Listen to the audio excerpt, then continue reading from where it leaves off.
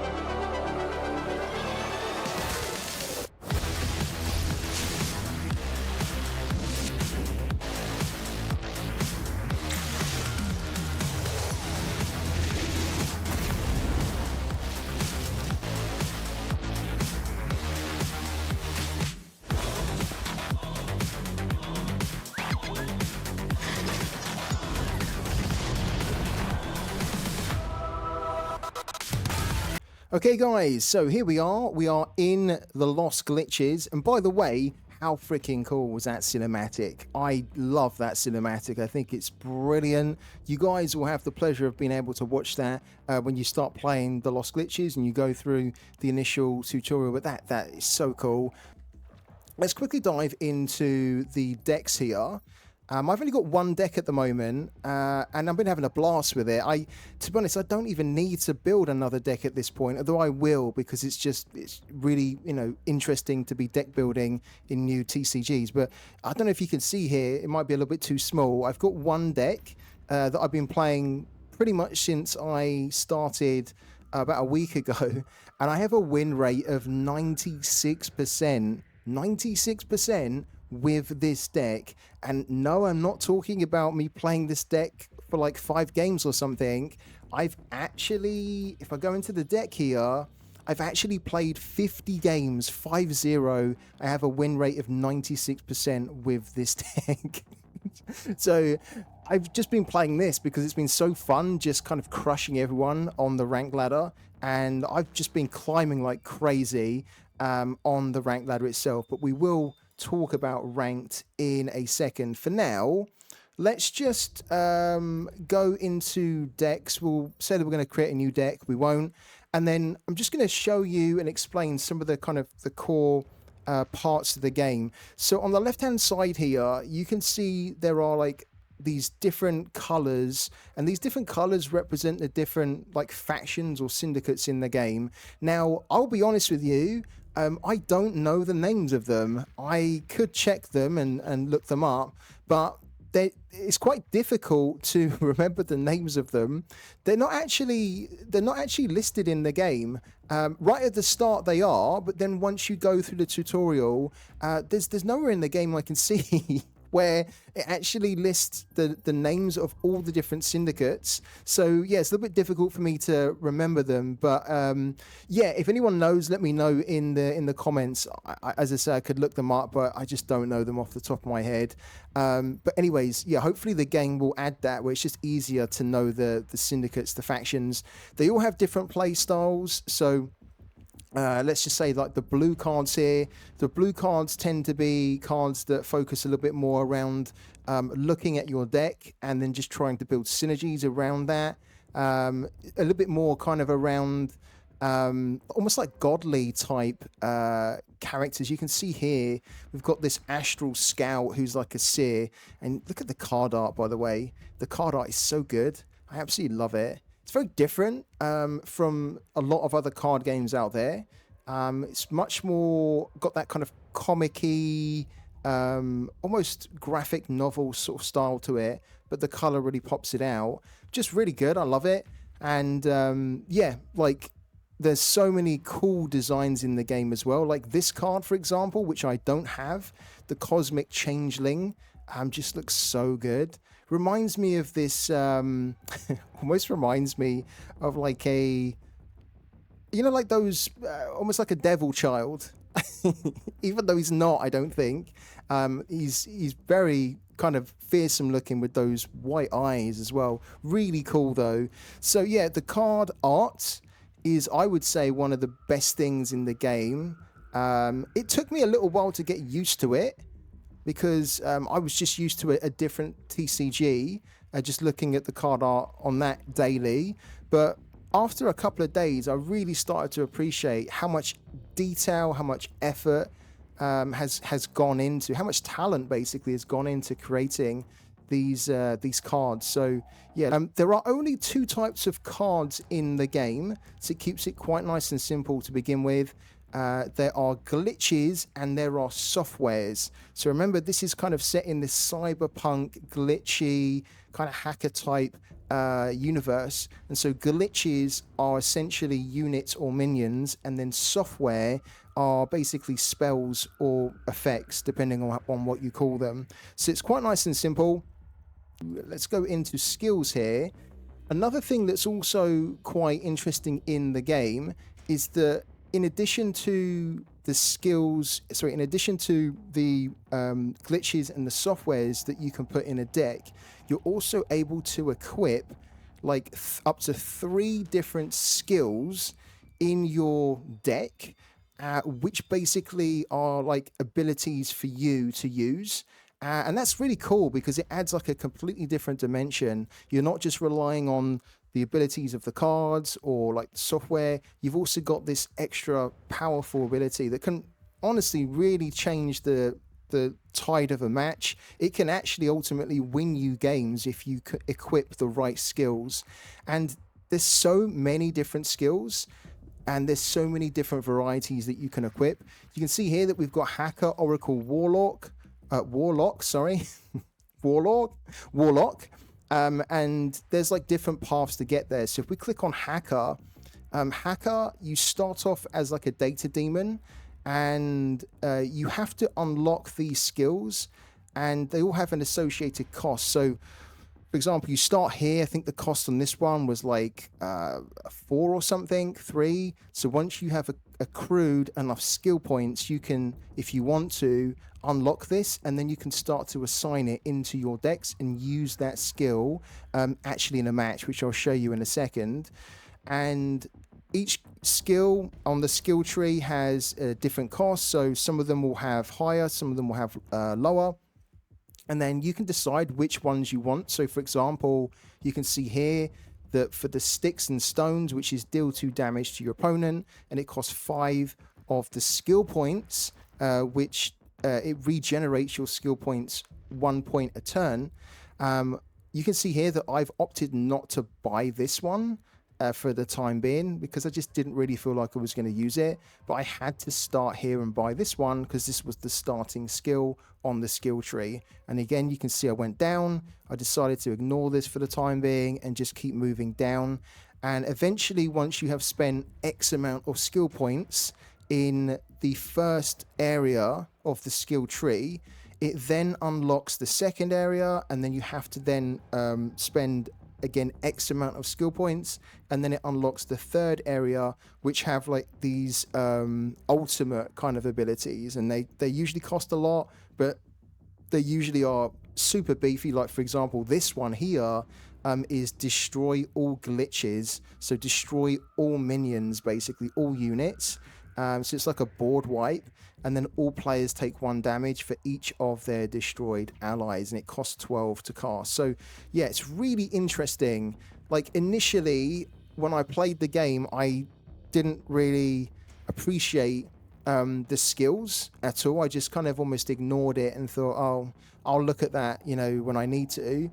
And then once I started to earn the skill points, and I haven't mentioned how you earn them, but I will tell you that in a second.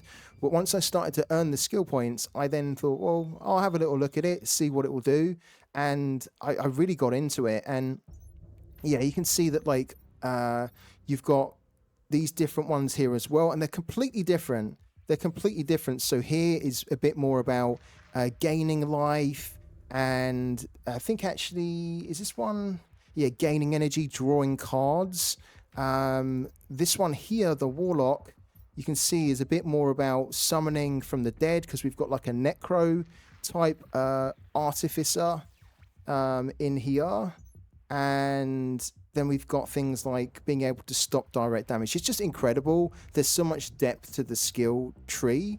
The one thing that I will say that I've noticed is that it can be, when you first start playing the game, it can be a little bit overwhelming around what you need to do with your skills and like how they really work. So for example, you can pick a skill from, like, say, the Duelist, and then you can pick a skill from, say, the Arcane Infuser, right? And then I could pick a separate skill from, like, the Data Demon, and then that's my 3 skills that I can put in the deck.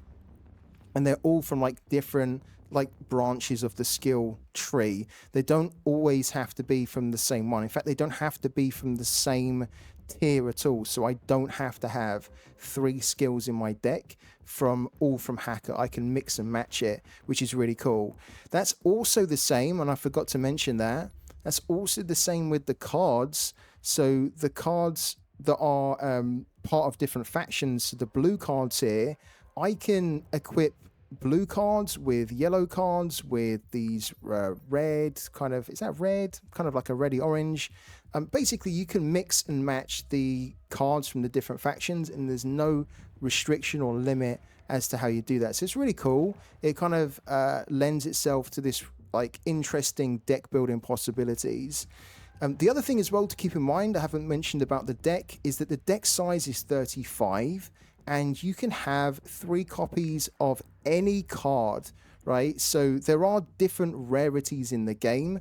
Again, the game should explain it more. I'm hoping that the team will add that, because, for example, if I click on, again, the Astral Scout, there's like a little diamond here that you might just be able to see.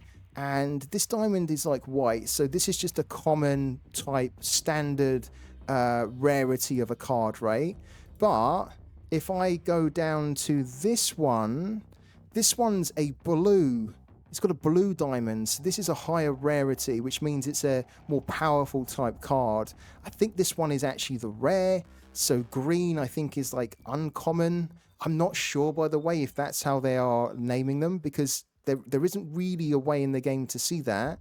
So again, if anyone's playing Lost Glitches and, like, you know for sure, please put it down in the comments. That'd be great. But the way that I'm kind of naming them is the grey is standard, common, green is like uncommon, blue's the higher one, just above green, which I'm calling rare. And then there's gold ones, so that card which we saw, sorry, there's also purple as well. So purple is higher than blue. Sorry, I forgot about that. And then the which is higher than purple is gold. So this one here, for example, is like a legendary. So yeah, but it's not really properly explained in the game. I think that I'm sure the team will add it in at some point. But it's just something to keep in mind. But you can have any number of copies of any type of rarity. So I could have 3 of this if I owned 3 of this. I don't own 3, I only own 1. So at the moment, I could only put 1 in the deck. But for example, I own 12 of this Saint Requiem, so I could put 3 as the maximum in the deck of that card, etc., etc.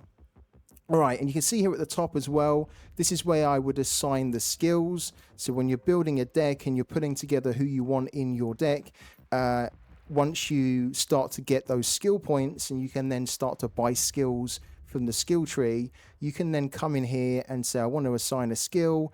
And then you can see here, all you need to do is just click and drag them. So I could say, I want to put that in the deck. And then I go to Oracle and say, okay, I want to have the ability to steal 2 energy from my opponent. So I'll put that in as well. And then for the Warlock, I want to be able to like give an ally +2 power until the end of the turn. So I'll put that in as well. One thing I will say about the skill points is that you earn them mainly just from playing. And there's like a challenges which you, almost like missions that you have to complete. So you get daily challenges, weekly challenges, and monthly challenges. Now, I've already done the monthly. I've also already done the weekly, so there's nothing to show here. And of course, I've done the daily too. But tomorrow I'll come back and there'll be more missions or challenges, as they're called here. And then all I need to do is just play the game, and there'll be missions like, you know, win 3 games, or what's another one? Win 3 games, or I can't even remember, actually. I just whiz through the game and barely pay much attention to them. But you get the gist of it, right? Different missions will be in here. And then you just complete them. And some of them will give you skill points. And some of them will give you, instead of skill points, they will give you data cores. And you can see here, this is the data core. So I own 8,650. And the yellow kind of coin here are credits. So as I was mentioning at the start of this video, if you sign up and use my link or use my code to start playing the game, you will be granted 500 credits. So we'll jump into the store really quickly, and I'll give you a quick show of what the credits do. You can buy credits with actual cash if you want to. Now, you don't need to. Remember, this is a free-to-play game, so you can play every area of the game. You can collect all the cards. You do not need to buy the credits in order to like get all the cards, right? You can just collect them from grinding, right? Grinding, playing regularly, and as you play regularly, after each match, you are going to be granted these these data cores, sorry. And these data cores, they add up, and then you can just use them to then redeem for these packs. And then these packs will help you to boost your collection, expand your collection, and be able to build more and more decks. As I mentioned, if you use my link or if you use the code, you get credits as well. And the credits that you get are 500. So that's $5 essentially. You can also down here, as I said at the start of the video, if you use my code DEFACTOR and you type DEFACTOR in, if you're a new player, that's all you need to do. Then claim reward, and it will reward you with 500 credits. And then you can just start to use them to either buy packs, or you can buy some cosmetics in here as well. So the credits are really just an additional. It's not like a must-have, so you do not get paywall to play the game. The game is 100% free to play. If you wanted to, you don't need to spend a single penny in the game, and you would be able to collect all the cards in the game just from grinding, which I think is fantastic for a free-to-play game. We will actually, for the purposes of this video, we will actually go and spend my 8,650. So when you actually do want to redeem packs, you have an option here of, do I want to buy 1, or do I want to buy 6 or 10 or 20? Okay, so you don't have to just like say I want to buy 1 time after time after time. It's pretty cool. You can buy them in bulk. So we'll buy 6 of the classic booster packs. These booster packs basically give you 5 cards of any rarity, per pack. So if we buy 5, we're going to be able to open 25 cards, or actually receive 25 cards, but open 5 packs. And yeah, pretty cool. So let's do it. Let's go and get 6 here for 7,500.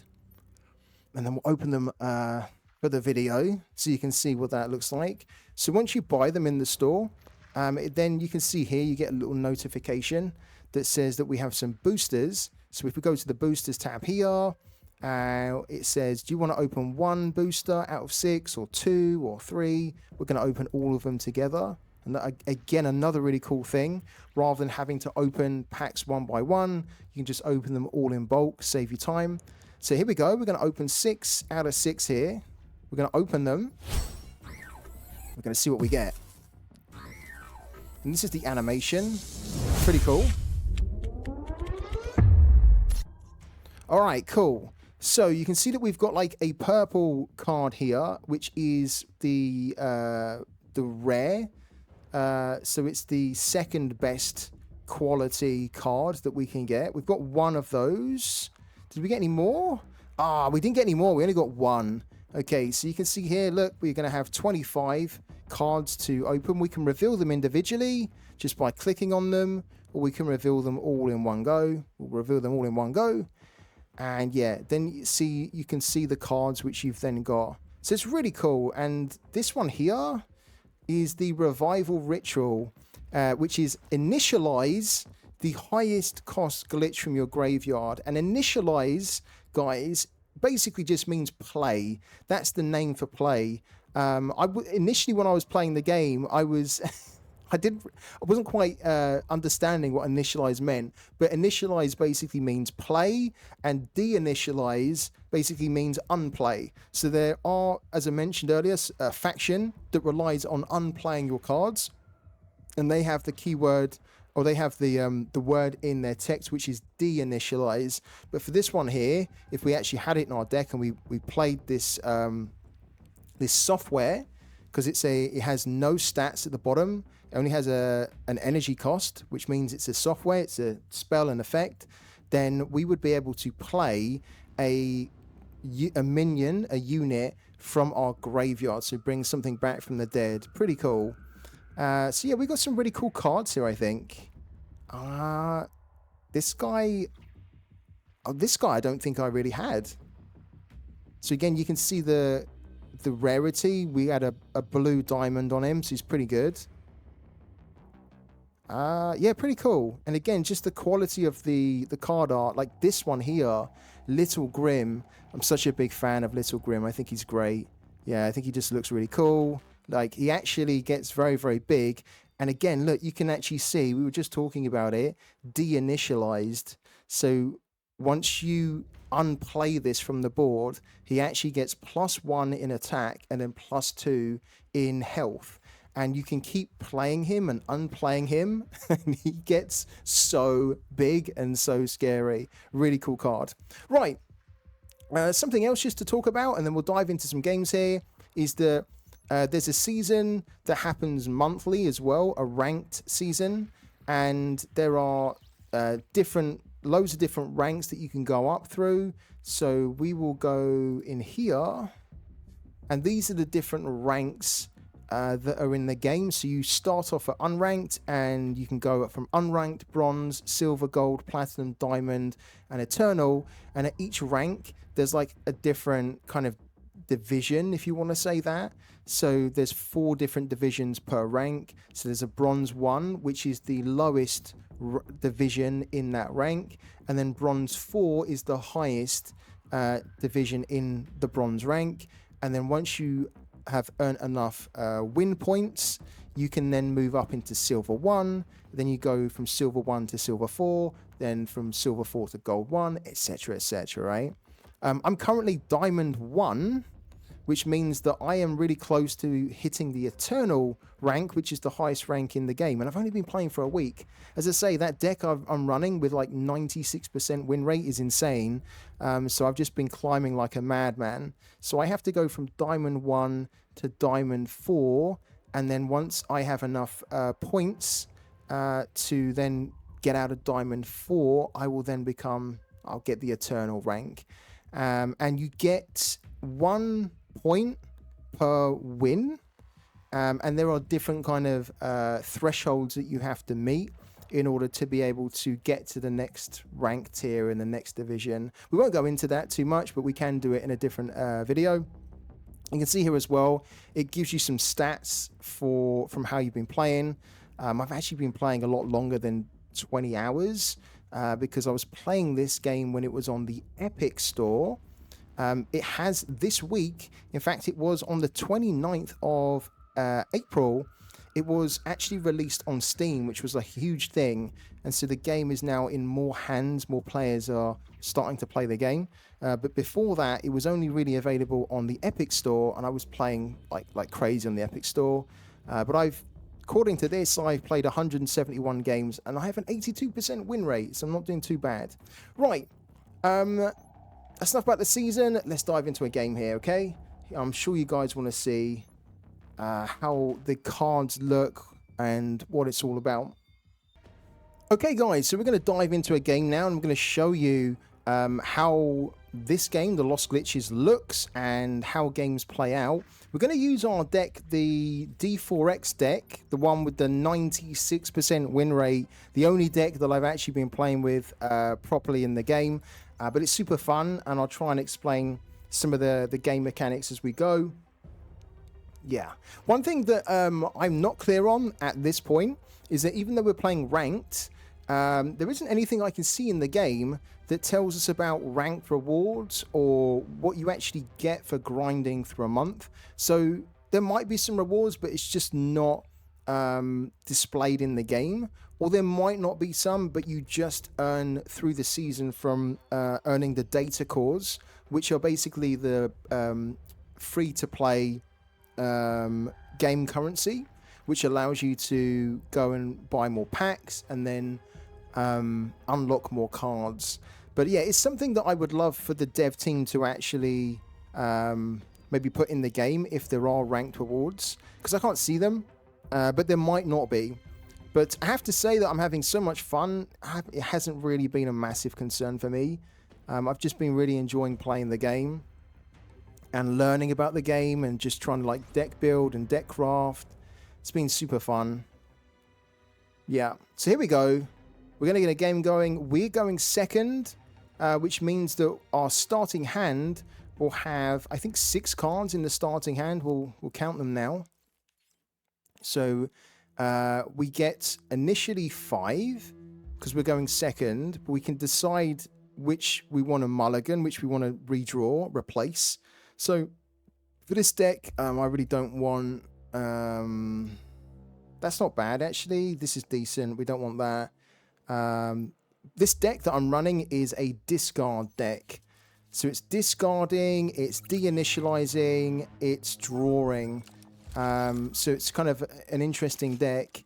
You can see here that the game looks lovely. The board looks a little bit small. That was my initial reaction when I first played the game. I thought that the game space was quite small, but you do get used to it. Your eyes adjust, and like you can play a maximum of 5 units, 5 glitches on your side of the board, and then the opponent can play a maximum of 5 as well. And you can block, and your opponent can block your units, which you'll see in a minute. So if we just get going, we have 1, 2, 3, 4, 5, 6. We actually have 7 cards, don't we? 7, sorry. We have 7 cards in our hand, not 6 because we're going second. This card here, if you've been playing anything like Parallel, this card acts like the take it or leave it. So we get an additional energy. We can use it straight away when we're going second, and we will. So we're just going to play this out. So we just click and drag. And one of the things that the game, one of the things that you have to get used to in the game is that you can react and your opponent can react to things that you are doing on the opposing person's turn. So for example, my opponent, even though it's not their turn, they have 1 energy, and that 1 energy means that they could play something to stop me from playing the Forgotten Memory. But they don't, lucky enough. So you often have to keep like a lot of attention on what you have in your energy. This is your health, by the way. So we have 20 health, and each turn we get an additional 1 energy. So we start with 1, we end up, getting a maximum of 10. And what we're going to do here is we're going to play this unit down here. Now, you can play units wherever. From what I can see at the moment, positioning doesn't really matter in this game. So you can play your units wherever. And you can move your units as well. So, like, I can move this to the left or to the right. My opponent, if they have a unit over here, but they want to block this unit that attacks, they can move and position that unit over here to block. So it's pretty fluid. What we want to do here... Yeah, so this card is really interesting. It transforms into a monster card. So at the moment it has no attack. It has 4 health. But once it sees us draw 5 cards, it will transform into a 4/4 that has a couple of abilities or keywords. One of them is antivirus, which means that it cannot be targeted by the opponent by spells. And then the other one is encrypted, which means that they can put units down to block, but if they are not encrypted, they will not be able to block this. So it's very difficult, this unit, once it becomes a 4/4 for the opponent to deal with. And we're actually going to turn it into a 4/4 now by doing 2 actions. We're going to use this card. You can see here, it asks us to resolve the action. So the game does not do things automatically for you if you have other plays in your hand. So for example, we have another spell we can play here. So we have to like actually say, yeah, we're okay, resolve it and play this. And we're going to play this other spell as well. Okay, we're going to... This is, again, the unit that we're trying to play. Actually going to get rid of that. So we're discarding that. And then what we're going to do again is we're going to play Divination. Again, this is going to draw 2 more cards. And then he's going to turn into a monster, an absolute monster. Let's get rid of this Essence Witch here. And there we are. He's a 4/4 that now, as I say, has antivirus, has encrypted. It's going to be really difficult for the opponent to deal with. Something else as well is that you can, when you play a unit, it can attack on the same turn it's played. So they don't have like a summoning sickness or anything. So you can see here he played both of these units and he can technically attack with both of these units as well. This card has Corrupted, which means that it will die at the end of the turn. So we don't really have to worry about that, but we should probably try and block this here. And I was talking about skills earlier. This is where your skills reside, where they live when you're playing another opponent. So we have our 3 skills assigned here. This is the cost. Oh, this is the amount of skill energy that we've got. And our opponent also has 3 different skills in their skill slots. And then this is the amount of skill energy they have too. So for example, if we wanted to play this skill here, which is a de-initialize, so basically unplay any card that is a 1 cost. So we can unplay this. We can't unplay that, but we can definitely unplay this. It will go back in the opponent's hand, but it will cost us 3 of our skill energy to do. So then we'll be back down to 1. We're not going to do that. We're just going to say we're ready for combat. And then our opponent's going to attack. And again, if we wanted to, we could say, okay, I want to select this unit and I want this unit to block the attack of, say, this unit. So we can move over. I don't really want to be blocking this at all. I do want to be blocking this instead. And then we could actually kill this, but we're just going to let it kill itself. We confirm the blocker. That attacks. We block, and then it kills that unit. So it's pretty cool. I think if you've played like Legends of Runeterra, this will be very familiar to you because it definitely takes a lot of inspiration from it. We have 3 energy, And we are going to play...